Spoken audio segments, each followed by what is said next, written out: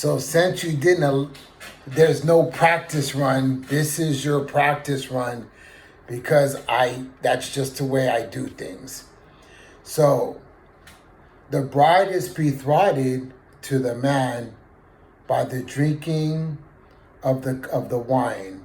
Matthew 26, 27 to 29.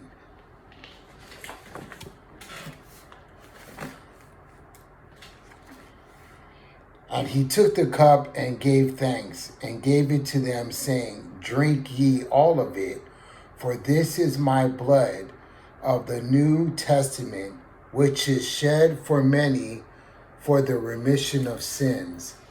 Last night when you ladies drank the cup, that was the cup of your engagement from your fiance.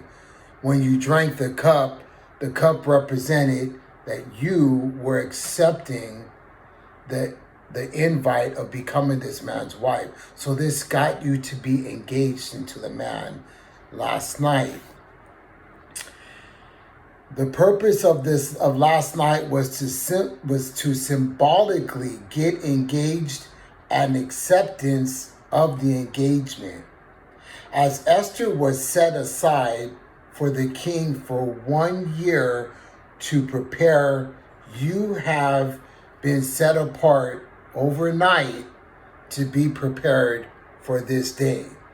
The reason that you had the teaching last night from Sister Ramona was to give you the understanding of what today was being prepared for today. Esther chapter 2 verse 12. Each young woman's turn came to go into King Ahasuerus after she had completed 12 months preparation, according to the regulations for the women, for thus were the days of their preparation, apportioned 6 months with oil and myrrh, and 6 months with perfumes and preparations for purification that you women went through. That teaching last night was to help you understand what Esther's role was, as you have been set aside and prepared and purified to meet the King today as you're coming into this celebration. At this point, Ramona, the table with the money bags will be in front of the girls, the table. Marcos would walk to the front of the table and grab the bags. And he would grab the bags and bring them. It'd be nice if you had kind of like a tray. He could bring them for the woman to me. And then I would explain. The Jewish tradition was that the father chose the bride for his son. John chapter 15, verse 16. You did not choose me, but I have chosen you and appointed you. This offering that the father makes to the father-in-law is to show how much his daughter meant to him. The price that was offered for the father of the bride was to be pleasing to the father-in-law.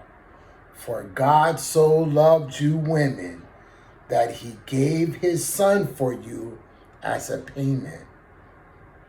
Each bag here represents what an earthly father would give for his daughter to the father-in-law.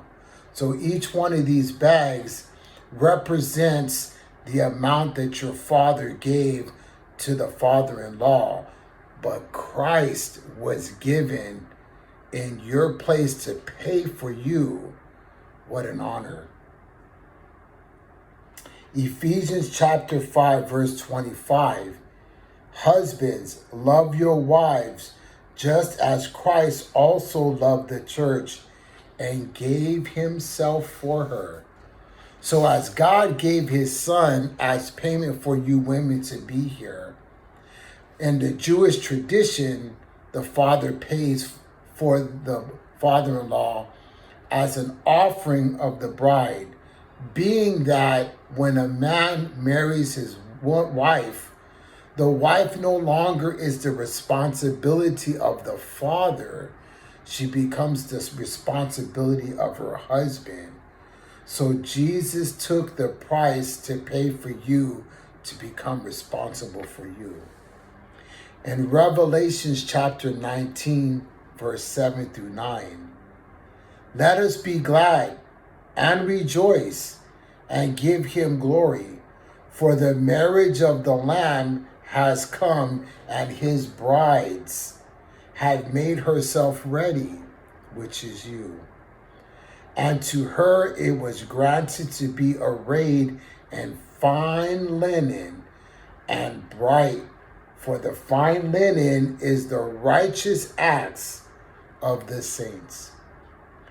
Then he said to me, write, blessed are those who are called to the marriage supper of the Lamb.